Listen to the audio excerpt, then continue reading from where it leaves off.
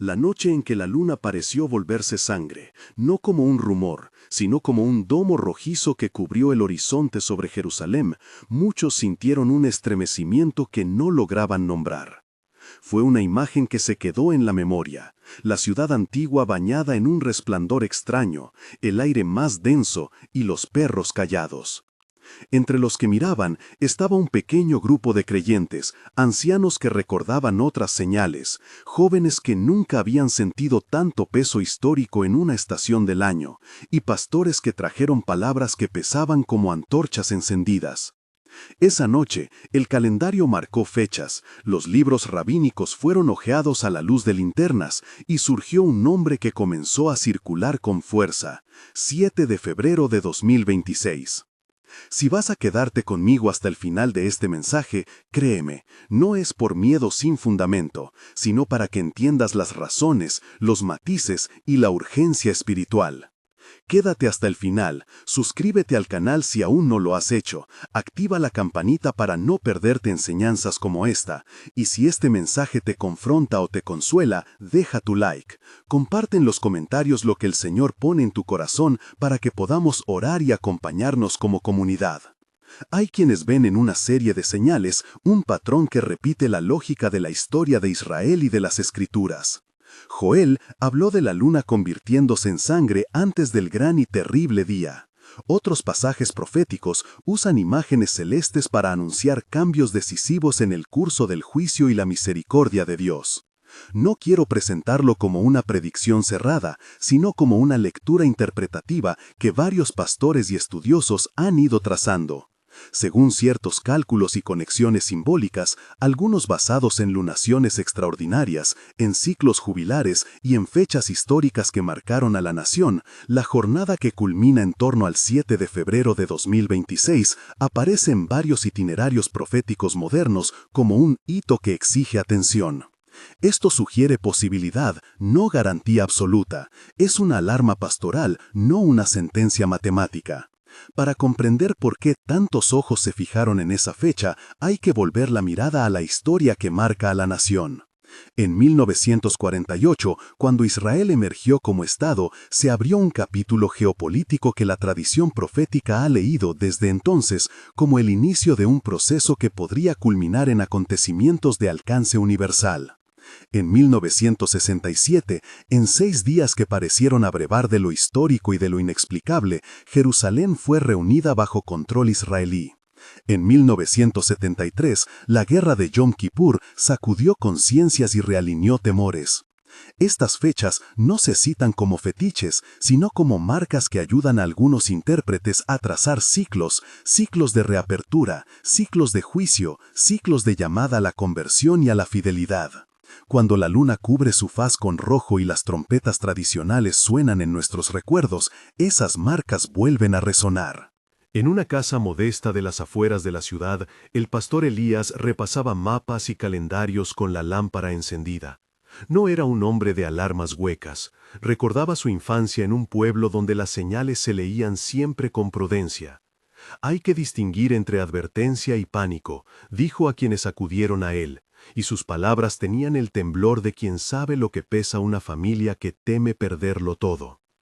Explicó las lecturas, lunaciones poco comunes, alineaciones estelares comparables a otras fechas que han coincidido con convulsiones en la Tierra, y además algunos conteos que se apoyan en meses lunares y en el concepto bíblico de días proféticos. Si esto es correcto, añadió, no es para que corramos a esconder lo que no podemos controlar, sino para que volvamos a lo esencial: arrepentimiento, justicia, misericordia y presentación de la vida delante de Dios. No todos en la sala estaban convencidos. Sara, una periodista que cubría asuntos religiosos y que acostumbraba a poner distancia entre su vida profesional y la fe de sus padres, cruzó los brazos. Los humanos buscamos patrones porque nos dan orden, dijo con la voz baja. La historia tiene ritmo, pero también tiene azar. Elías la miró con ternura, no con desdén. Tiene razón y está equivocada a la vez, replicó. Los patrones existen, pero no son un oráculo. Aún así, cuando la Escritura usa imágenes del cielo, luna, sol, trompeta, es porque Dios habla con lo que el hombre conoce. Aquí, en Israel, esas imágenes se hacen carne de nuestra historia. Por eso suenan las alarmas pastorales, no para manipular, sino para invitar a volver. En otros lugares, la interpretación tomó forma en círculos de estudio. Un grupo de ancianos judíos, algunos laicos, otros estudiosos de la Torá, se reunieron para recordar las fiestas, Rosh Hashanah, Yom Kippur, Sukkot. La tienda, la fiesta de las cabañas, Sukkot, aparece en la narrativa como una imagen de descanso y presencia, de comunión final. No es casualidad que muchos comentaristas cristianos hayan ligado esta festividad con la promesa de reunión y fiesta definitiva entre Dios y su pueblo. Si lo que se aproxima tiene relación con Sukkot simbólico, dijeron algunos, entonces hay una doble señal: juicio para los que persisten en la injusticia y refugio para los que buscan la justicia imputada por Cristo. Fue una conversación matizada, llena de respeto, donde las lecturas proféticas se presentaron como tradiciones interpretativas, no como leyes inmutables. En la madrugada, el sonido del shofar apareció repetidamente en relatos y memorias. Un toque breve y luego otro, como si alguien tocara el borde de la memoria colectiva. El shofar no es solo un instrumento, es llamado, es despertar. En la escena que recuerdo, una mujer cuyo nombre era Miriam se quedó inmóvil cuando escuchó ese sonido transmitido por un teléfono viejo que un amigo le dejó. Tenía las manos curtidas, ojos que habían visto pérdidas muchas veces, y un gesto de alguien que aún no se rinde. Cuando el shofar suena, susurró, sé que Dios llama a los que pueden volver. Su testimonio personal comenzó a correr como pólvora suave entre conocidos. Una de las lecturas más discutidas que vinculaban al 7 de febrero de 2026 con un propósito profético partía de la suma de varios ciclos, lunas especiales, equinoccios y ciertas cuentas que algunos intérpretes modernos realizan desde eventos fundacionales. Al explicar esto en la iglesia, Elías se aseguró de poner etiquetas claras. Esto es interpretación humana, puede errar. No afirmo que Dios nos dio un calendario de mano, pero si hay una posibilidad de que estos signos sean un timbre de alerta, la respuesta pastoral es clara: no más tibieza. Convertíos, volved a la justicia, honrad a los afligidos y buscad la misericordia. Esa misma prudencia fue repetida en sermones y charlas con la intención de evitar la histeria. Mientras tanto, en los pasillos de un hospital, el rumor de la luna roja se mezcló con el sonido de máquinas y el olor del desinfectante. Allí, entre la fragilidad humana, la noticia no caló como teoría, sino como realidad que tocaba la carne. Un enfermero, ahogado por el cansancio y la responsabilidad, escribió en su móvil: si algo va a pasar, quiero estar con la verdad en mi boca, no con el miedo en mi pecho. Esa frase circuló luego en grupos de oración. Es significativo que en la hora de la vulnerabilidad la gente busque certeza moral y espiritual más que meras explicaciones astronómicas. Hay que decir con claridad, los cálculos que algunos presentan no son un tratado científico ni un decreto religioso inapelable.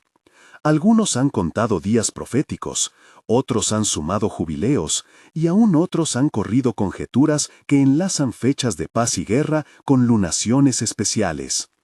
Cuando se menciona un número de días, como lo hacen ciertos intérpretes que trabajan con la cifra de 2550 días u otras cuentas simbólicas, esa operación debe estar marcada con reservas.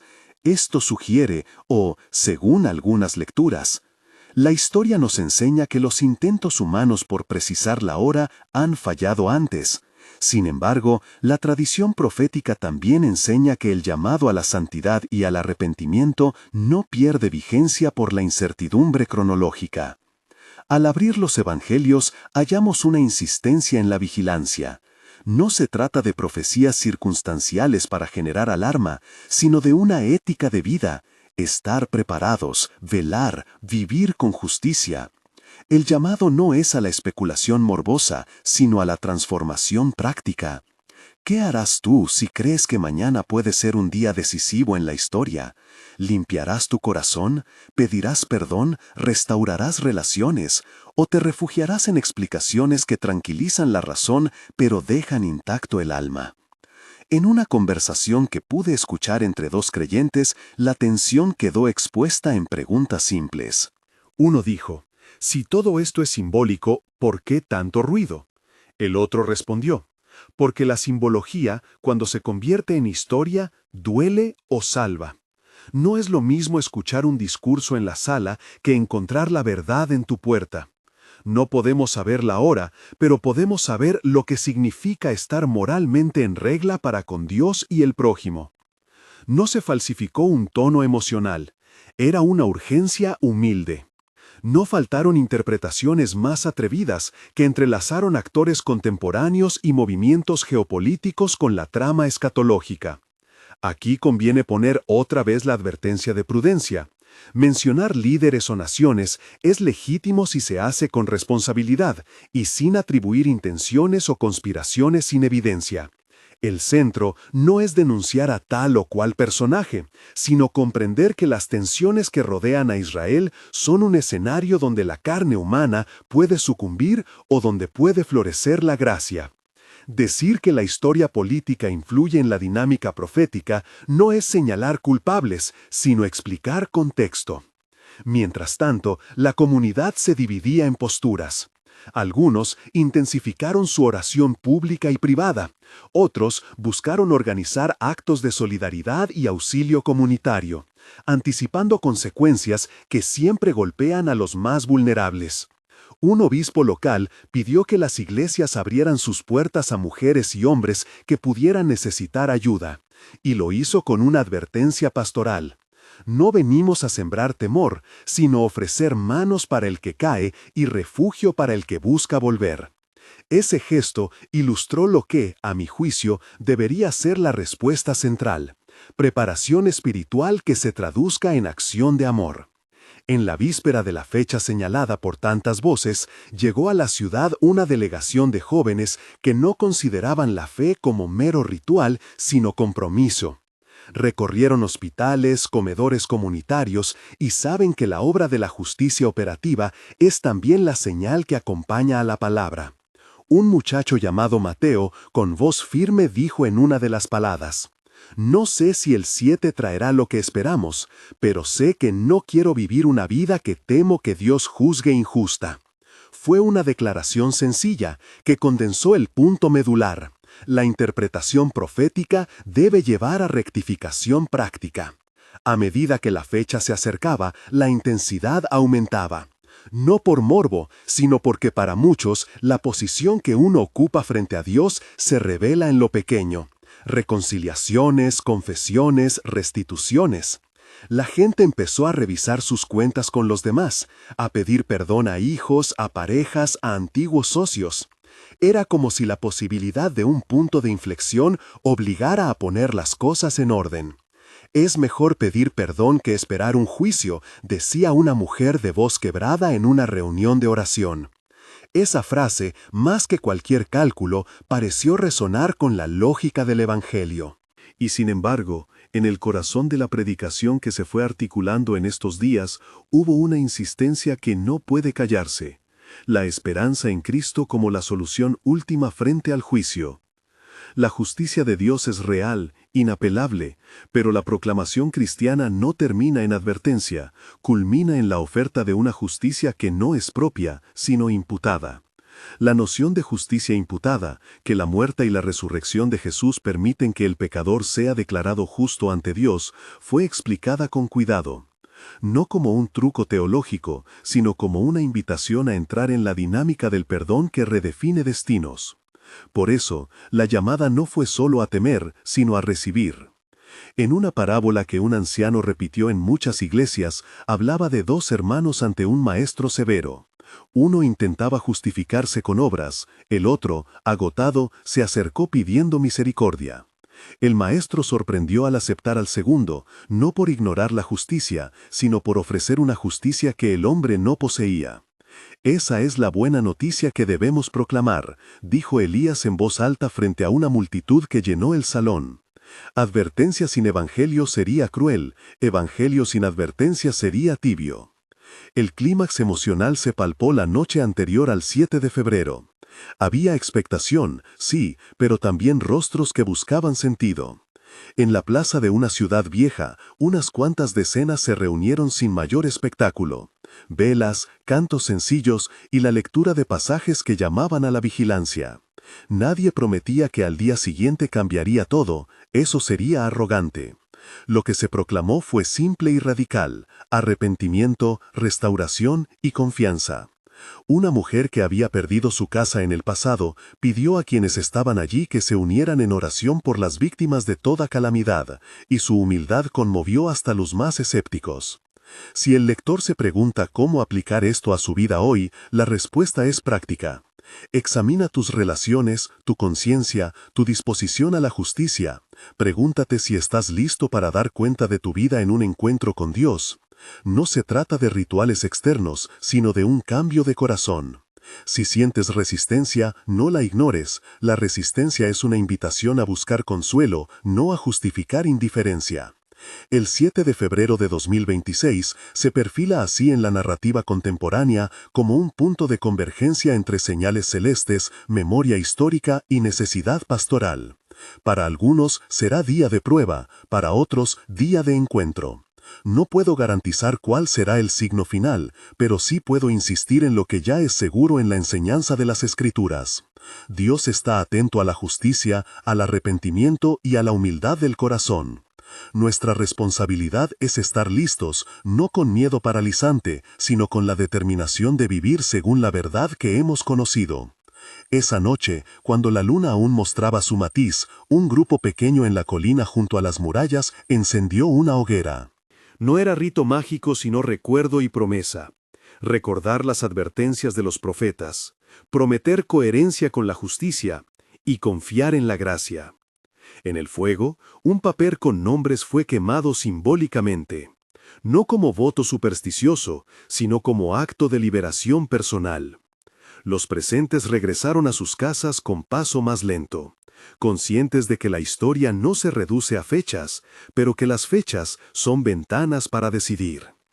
Mientras la hora se acerca, la pregunta que queda en el aire es doble y sencilla. ¿A quién buscarás cuando llegue el día? ¿A tu propia fuerza o a la justicia que se ofrece en Cristo? No es una cuestión meramente intelectual, es la decisión que moldea destinos. Si algo de lo que escuchas ahora despierta en ti inquietud, permíteme decirlo con ternura pastoral. Toma una decisión de acercamiento, no de parálisis. Y así, en esa mezcla de historia, símbolos y voces humanas, la narrativa que rodea al 7 de febrero de 2026 sigue tejiéndose. Para muchos será una prueba, para otros una puerta abierta. Para la comunidad de fe, la exigencia es clara: vivir con ojos abiertos, manos que sirven y un corazón dispuesto a recibir la justicia que no es propia, sino donada. Mañana, cuando alguien suene el shofar, habrá más que un sonido. Habrá una invitación a presentarse, a confesar y a recibir. Guarda eso en tu corazón mientras avanzamos en la historia que aún se está escribiendo. La madrugada del 7 de febrero comenzó con un silencio que pesaba como un vidrio fino sobre la ciudad. Las calles aún olían a noche y a humo de las hogueras quemadas. Algunas ventanas dejaban escapar la claridad tibia de lámparas que se apagaban lentamente. El día, sin embargo, prometía ser claro. El cielo, limpio, ofrecía una visibilidad que algunos tomaron como señal de que lo que iba a suceder quedaría a la vista de todos sin escondites. En la plaza central, donde la vela de la noche anterior había dejado manchas de cera en los adoquines, la gente fue llegando en grupos pequeños. Algunos caminaban despacio, evaluando rostros ajenos. Otros, con paso decidido, parecían llevar una resolución interior. Había quienes traían objetos pequeños, un pañuelo, una fotografía, un fragmento de madera, para sostenerlos mientras escuchaban. Nadie gritó, nadie hizo promesas proféticas estruendosas. El tono fue de espera contenida, como la respiración antes del salto. Elías estaba temprado. No buscó estrado ni micrófono. Se sentó en un banco bajo un olmo viejo, y desde allí hablaba, poco, pero con la voz suficiente para que los vecinos cercanos escucharan. No predicaba con estruendo. Su presencia misma organizaba la multitud. Recordó, con frases sencillas, que la justicia que Dios ofrece no es castigo arbitrario, sino ajuste de cuentas y de relaciones. Insistió en que el arrepentimiento no es igual a humillación teatral, y que la misericordia no debilita la urgencia de hacer lo correcto, más bien la potencia. Hubo entrevistas, sí. Algunos medios locales querían palabras que hicieran titulares. Había quienes intentaron convertir la jornada en espectáculo, pero la mayoría de los presentes rechazó ese movimiento, reprendiendo con discreción a quienes querían protagonizar. Entre los asistentes había trabajadores de casas cercanas, una pareja con un niño pequeño que dormía en los brazos de la madre, un hombre con las manos aún manchadas de pintura de su oficio, y varios jóvenes que no habían asistido a la vigilia de la noche anterior, pero sintieron curiosidad por la mañana calurosa que nacía. También vinieron quienes habían perdido algo irreparable. La mujer cuya casa se había hundido años atrás paseaba la mirada sobre la plaza con una calma que ya no era de resignación, sino de apertura. Cuando el primer shofar sonó, no fue un solo llamado, sino una serie de toques variados, largo, corto, sostenido, cortado. Cada uno dejaba en el aire una vibración que traspasaba la piel. El sonido cesó y permaneció un silencio más profundo que el inicial. Algunos cerraron los ojos, otros soltaron lágrimas que no intentaron secar. El sonido no trajo certidumbre legal ni calendario visible, pero sí una llamada a la atención, a ponerse en marcha, a enmendar, a buscar reconciliación. Rafael llegó tarde. Había pasado la noche en vela, revisando papeles, intentando encontrar argumentos para negarse a lo inevitable. Fue uno de esos hombres a los que la culpa había ido doblando poco a poco. Negocios dudosos, promesas incumplidas, una deuda con la que no vivía sino que sobrevivía. Mientras escuchaba, sintió un peso en el pecho que no pudo nombrar hasta que Elías, sin mirarlo, pronunció palabras que le fueron tocando directamente. No podemos presentarnos como justos, solo podemos presentarnos como necesitados de la justicia que se regala. Rafael tuvo la sensación de que esas palabras rozaban el lugar donde había escondido sus excusas. Cerca de él, una pareja de ancianos que no se conocían intercambió miradas y lágrimas de reconocimiento. El anciano parecía no tener fuerzas para ponerse en pie, pero su esposa, con manos temblorosas, se acercó a un joven con el que una antigua deuda personal les había enfrentado. Lo que siguió no fue un gran discurso, fue una confesión baja, un pedido de perdón dicho apenas a un oído y un abrazo que retrajo años de distancia. La reconciliación no borró el daño material, pero tejió un puente para algo nuevo. Elías caminó por la plaza, deteniéndose en cada pequeño grupo. Su estrategia no era asustar ni seducir, sino aclarar. Habló de la diferencia entre temor y reverencia, de cómo el primero paraliza y la segunda mueve. Contó, sin dramatismos, sobre la mujer que en la vigilia de la noche anterior había quemado los nombres en el fuego. No era un rito de superstición, dijo, sino un símbolo del trabajo que cada uno debe hacer con su propia memoria. Quemar el papel no borra la culpa. Es comenzar a liberarse del peso que nos impide mirar a los demás. Luego viene la reparación concreta. Algunos escucharon en silencio. Otros comenzaron a murmurar sobre qué podría implicar reparar. Volver a pagar, pedir perdón en público, restituir lo que se había tomado. Desde un grupo al borde de la plaza, un joven llamado Mateo observaba la escena con una mezcla de curiosidad y recelo. Mateo había crecido entre noticias de desastres y promesas vacías. Su familia había aprendido a desconfiar de alarmas. Sin embargo, algo en la calma decidida de aquellos rostros le tocaba una fibra que no esperaba. A su lado su hermana Lois, que había asistido a más encuentros que él, pero con menos fe, apretó su mano. No hablaron, se miraron. A ambos les parecía que la ciudad, por primera vez en mucho tiempo, no pedía ser entretenida, sino convocada. El mediodía trajo consigo el calor que asoma sin reservas en febrero. Bajo el sol, algunas voces se elevaron para pedir que se leyeran pasajes de las Escrituras que hablaran de justicia y misericordia. Otros pidieron canciones sencillas que pudieran cantar al unísono. La liturgia improvisada no buscó solemnidad pomposa, sino honestidad llana. Se recitaron textos que hablaban de limpieza de manos y de corazones, de cuidar al huérfano y a la viuda, de no negar la palabra al necesitado. Las palabras cobraron peso, no por su volumen, sino por la coincidencia de manos que se entrelazaban al final de cada lectura. En un rincón, un hombre joven, de nombre Sergio, comenzó a hablar de su historia, de cómo su adicción lo había separado de su familia, de las noches en que creyó que ya no habría retorno. No pidió ser considerado un héroe, ni imploró indulgencia teatral, simplemente narró, con voz temblorosa, que esa mañana sintió una apertura en su pecho que no supo explicar. «No vengo a buscar lástima», dijo, «vengo a decir que intento volver a andar». La respuesta no fue cuchicheo sensiblero, sino brazos tendidos. Un abrazo primero, luego palabras prácticas. Aquí hay quien te puede escuchar. Aquí hay quien te puede ayudar a levantarte. La comunidad se estaba activando en el acto mismo de escucharse. Era, quizá, la forma más concreta de justicia que podían ejercer: disponibilidad. Mientras tanto, en la calle que conduce al mercado, se formó una lista de pequeñas iniciativas que la comunidad decidió asumir allí mismo. Visitar a los que aún no podían salir de sus casas, abrir un fondo de ayuda para las familias afectadas por la pérdida de vivienda, coordinar voluntarios para reparar lo reparable. El gesto no fue grandilocuente, era concreto y reparador. Un grupo, de esos que no buscan prensa, propuso ofrecer jornadas de limpieza a quienes lo necesitaran. Otro, reunir ropa y alimentos. La justicia que se practicaba no sería un acto aislado del día, sino un compromiso que debía sostenerse.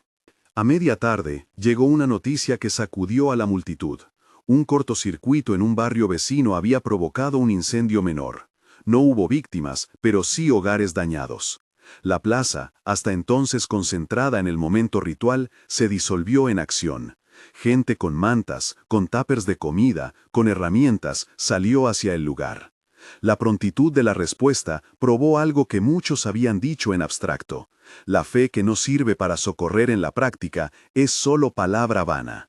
Aquellos que habían venido a escuchar ahora tomaban palas y cubos. El gesto fue, sin teatralidad, una medida de autenticidad. El anochecer se aproximó, y con él un tono más serio. En la iglesia evangélica vecina, que había prestado sus espacios para reuniones, algunos se quedaron a orar en grupos pequeños. Había oraciones públicas, sí, pero también momentos íntimos. Una pareja oró por su hijo que había caído en manos de un grupo que lo arrastraba a la violencia. Una mujer sostuvo la mano de otra mientras pedía consuelo por la pérdida de su marido. La oración no siempre buscó palabras elegantes, a menudo fue un silencio sostenido, una entrega sin adornos. Elías, al caer la noche, pidió que la última reunión fuera breve y clara. No habló de fechas ni de fenómenos celestes extraordinarios, habló de rostros concretos. Invitó a que cada quien preguntara, ¿a quién buscaré cuando llegue el día? Y a responder con actos, confesar, reconciliar, reparar. Compartió, con humildad, que para él el 7 de febrero no era un final sino un umbral. Si prestamos atención hoy, dijo, mañana estaremos mejor equipados para vivir en justicia y en gracia. No estamos buscando señales que nos den poder, estamos buscando la fuerza para vivir lo que ya sabemos. Esa noche, mientras las luces de la ciudad se encendían una a una, un debate silencioso surgió en la mente de muchos. No era si Dios juzga o no, muchos creían en juicio. La cuestión era cómo vivir ese hecho sin caer en dos trampas opuestas: la paranoia que paraliza o la indiferencia que maquilla la complacencia. Algunos optaron por la vigilancia espiritual, rezar más, leer más, pedir orientación. Otros optaron por la acción social, organizar las ayudas, reponer lo perdido, reconstruir puentes. Y la mayoría, de algún modo, intentó combinar ambas cosas. En la periferia, donde las casas se pegan una a la otra como si se necesitaran, una historia personal alcanzó un pequeño clímax íntimo. Una adolescente, llamada Ana, se presentó en la puerta de la casa de su padre con un sobre en la mano. No había legado material en ese sobre, era una carta de perdón por rencores acumulados. El padre, sorprendido, abrió el sobre y leyó. No hubo reproches venales, sino lágrimas de alivio. La reconciliación, a escala menor, mostraba que la justicia también se teje en lo doméstico. No faltaron los escépticos. En un café cercano, un grupo de hombres discutía sobre la jornada. Algunos veían en ella una manipulación sentimental, otros una respuesta a necesidades reales. La discusión no fue violenta, pero sí persistente. Aún así, en medio del debate, uno de ellos calló, miró su taza y dijo, sin demasiada convicción, que le preocupaba que la gente creyera que con una ceremonia bastaba para reparar la vida. Ese comentario no fue refutado por Elías ni por nadie. Fue tomado como una advertencia que la comunidad misma se hacía. El gesto de hoy exigirá trabajo mañana. Cerca del final del día, cuando la ciudad empezaba a recuperarse de la jornada extraordinaria, alguien tocó nuevamente el shofar. Esta vez no fue en la plaza, sino en el barrio donde la destrucción física había sido más palpable en años anteriores. Los toques se escucharon desde la distancia. Algunos los interpretaron como una llamada de seguimiento, otros como un recordatorio de que cada llamada requiere respuesta continua. En ese sonido que bajaba por las calles, se mezclaron el eco de la mañana y la promesa de lo que vendría. En el corazón de la noche, mientras las lámparas de la plaza se apagaban poco a poco, Elías se retiró. No hizo grandes anuncios, su trabajo no era acaparar miradas, sino sostener un proceso. Dejó atrás rostros que, por un día, habían sido tocados por la claridad y por la sombra a la vez. La ciudad, exhausta y vigilante, se dispuso a dormir con la sensación de que algo había comenzado, pero que quedaba mucho por hacer. Para algunos, el 7 de febrero sería un antes y un después. Para otros, una fecha más en el calendario. Ambos juicios eran posibles. Lo cierto es que la jornada había dejado en el aire una pregunta aún abierta. ¿Qué transformaciones concretas sostendrían ese impulso al día siguiente, y al siguiente, y al siguiente? Al partir, varios grupos acordaron encontrarse de nuevo en una semana para rendir cuentas de lo que hubieran hecho. No se trataba de crear un tribunal humano, sino de tejer responsabilidad comunitaria. Dijeron que no querían que el fervor se apagara en gestos simbólicos, querían que la justicia y la misericordia se convirtieran en hábitos. Mientras la ciudad se disolvía en noches domésticas y rutinas, la plaza quedaba con las marcas de un día que muchos recordarían. Cera en los adoquines, cenizas dispersas y el rastro de conversaciones que preferían la verdad a la comodidad. Pero la historia no terminó con el cierre de la plaza, ni con las listas de tareas. En las semanas que siguieron, pequeñas historias empezaron a aparecer. Vecinos que devolvían lo que pudieron, grupos que organizaban turnos para ayudar a reparar casas y personas que empezaron a practicar el difícil arte del perdón. No todo fue perfecto, hubo tropiezos, recaídas, decisiones mal tomadas, pero había movimiento, y el movimiento, con todas sus imperfecciones, era evidencia de que la llamada de aquel día no había quedado en el aire. Aún así, mientras la comunidad intentaba convertir la vigilia en obras permanentes, una pregunta mayor persistía en los corazones de algunos. Si Dios estuviera realmente presente en la vida pública, ¿cómo se notaría su justicia en estructuras más grandes? ¿Qué implicaría llevar el principio del arrepentimiento y la restauración a instituciones que parecían hechas para resistir ese cambio? Era una cuestión que excedía la voluntad de una plaza o de una vigilia. Implicaba transformar costumbres, políticas y prioridades. Por ahora, la respuesta parecía personal y comunitaria más que institucional. Esa noche, en el silencio que siguió a la jornada, muchos se acostaron con la sensación de que habían dado un primer paso. Era un paso fragilísimo y consolador al mismo tiempo. El futuro seguía siendo incierto. Nadie prometía milagros que anularan las consecuencias de años de indiferencia. Lo que sí se había podido experimentar era una forma de justicia que se enraizaba en el arrepentimiento, la reparación y la gracia compartida. Y en ese esbozo de vida buena, quizá había una posibilidad real de cambio. Mientras la ciudad expiraba después del día que todos recordaban, alguien encendió una vela en una ventana. No era para marcar un acontecimiento espectacular, sino para recordar que la luz, por pequeña que sea, puede sostener la noche. Y como muchas noches anteriores a lo largo de la historia, una luz solitaria actuó como una promesa. No todo está perdido. Existe la posibilidad de volver a orientarse hacia la justicia ofrecida. Con esa palabra en el corazón, la comunidad cerró el día, sabiendo que la historia aún se estaba escribiendo. A la semana, la parroquia del barrio se llenó antes del alba. No llegaron todos los que habían estado en la plaza aquel día, pero sí lo suficientes para que la sala oliera a café y a promesa. Había madres con mantas en los brazos, hombres con las manos curtidas por la construcción, jóvenes que aún llevaban en la ropa el olor a humo de la vigilia, y también personas que miraban cautelosas, como quien entra en un terreno que cree desconocido, pero espera encontrar algo conocido. En la pared colgaron la lista de compromisos, pequeños apuntes a mano, nombres junto a tareas sencillas: reparar el cierre de la casa de Doña Carmen, coordinar turnos para limpiar el pasillo del edificio 14, acompañar a las familias que querían reclamar documentos perdidos. Eran promesas con letra temblorosa y firme al mismo tiempo. Elías llegó sin ostentación. Caminó entre los presentes, tomó un termo de café que alguien le ofreció y dejó que las conversaciones ocurrieran antes de pedir silencio. No habló con estridencia ni con palabras que pretendieran convertir la reunión en acto público. Habló con la voz que se usa para invitar a los otros a tomar la propia responsabilidad. Recordó la razón por la que se habían reunido, no para adjudicarse mérito, sino para sostener un cambio. Propuso distribuir el trabajo en comisiones: reparación, restitución, mediación, registro de daños, y encargó que cada equipo nombrara a 2 responsables que rindieran cuentas en 2 semanas. Algunos aplaudieron, otros fruncieron el ceño, preguntándose si la estructura no terminaría por burocratizar el impulso. Rosa, la vecina que había pasado horas custodiando la plaza aquella tarde, tomó la palabra con manos que no dejaban de temblar.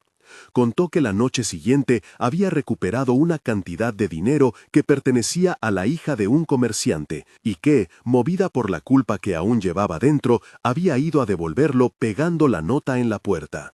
Dijo que temía ser juzgada por haberlo guardado antes, pero que ahora sabía que la restitución no anula el error, sino que lo reconfigura. Hubo murmullos de aprobación. Un joven, Lucas, se ofreció para ayudar a buscar a quien aún no había sido contactado. Confesó que la furia del día anterior lo había llevado a tomar cosas de una tienda, pero que devolverlas era parte de reparar lo propio. Sus palabras no fueron aclamadas ni condenadas, fueron escuchadas, y eso bastó para que su decisión no quedara en solitario. Algunos quisieron llevar la conversación más allá de la parroquia.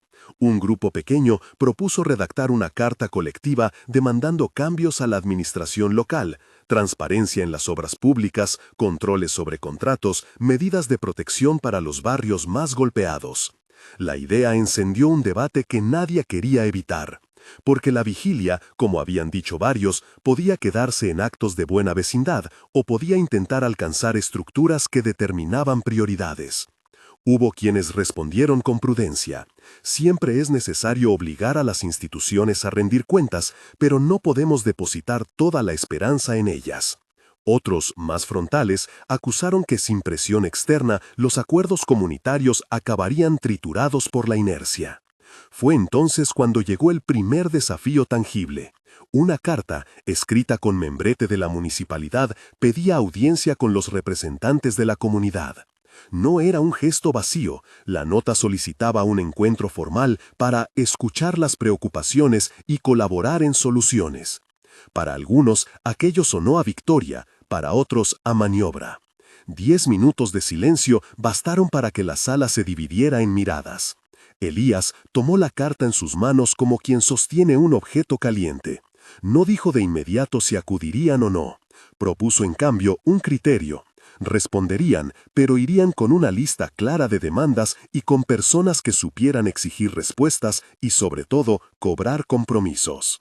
Decidieron entonces trazar un plan pragmático. La comisión de restitución se encargaría de documentar cada caso y preparar testimonios. La de reparación, de coordinar presupuestos y voluntarios.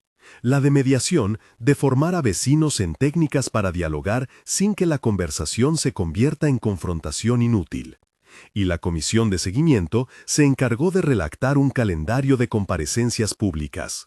Se nombraron responsables, se acordó un canal de comunicación, mensajes escritos y carteles en puntos estratégicos, y se firmó una minuta que nadie pretendía que fuera un contrato absoluto, pero sí un mapa de intenciones. Cuando la reunión terminó, la puerta de la parroquia se abrió y la mañana los recibió con un sol que no prometía milagros, pero dejaba ver los detalles de las fachadas que necesitaban arreglos. No todo fue armonía. Alguien dejó una nota en el tablón. ¿Y qué pasa con los que lucran con esto? Con los que provocaron deuda y abandono.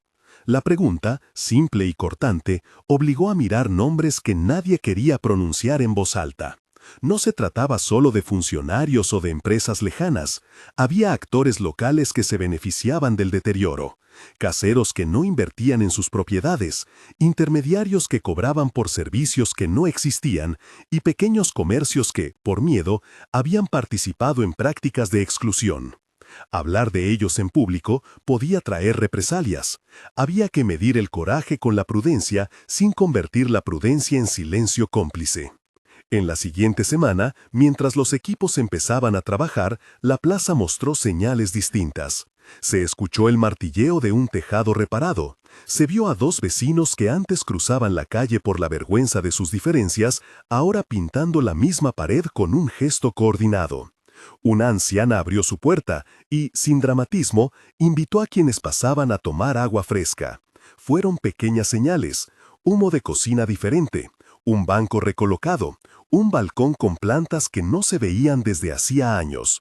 Las acciones no transformaron de inmediato la mesa de decisiones de la ciudad, ni detuvieron las prácticas que habían permitido la injusticia, pero empezaron a producir algo que los números no podían medir: confianza en lo cotidiano. Elías, por su parte, comprendía que su papel no era controlar el movimiento, sino sostener su dirección. Pasó tardes enteras en conversaciones cíclicas, con quienes querían ir a la municipalidad, con los jóvenes que pedían más radicalidad, con las familias que pedían discreción para no poner en riesgo sus ingresos. Algunas noches regresaba a la soledad de su habitación con el peso de la responsabilidad y la impresión de que la justicia verdadera siempre exige muchas pequeñas resistencias, nunca un solo gesto grandioso. En silencio, anotaba en un cuaderno, sin pretensiones doctrinales, las decisiones que funcionaban y aquellas que se desmoronaban. Esa práctica humilde sirvió, semanas después, para reorientar las tareas sin perder la energía que había nacido en la plaza. Mientras tanto, no faltaron voces que intentaron apropiarse del movimiento. Un medio local buscó entrevistas con líderes y ofreció amplificar historias con titulares sensacionalistas. Un actor político de cercanía intentó colgarse de la situación ofreciendo soluciones inmediatas que se parecían más a promesas electorales que a planes sostenibles. Cada uno de esos intentos puso a prueba la coherencia de la comunidad. Aceptar la exposición podría traducirse en recursos, pero también en la pérdida de la propia autonomía. La lección fue dura y clara. La tentación de la visibilidad fácil debía enfrentarse con la firmeza de quien sabe que la transformación perdurable se construye a partir del suelo y no desde la tribuna. Al terminar ese mes de trabajo, se realizó una nueva vigilia, más pequeña que la primera, pero con una calidad distinta. No fue tanto un reclamo como un signo.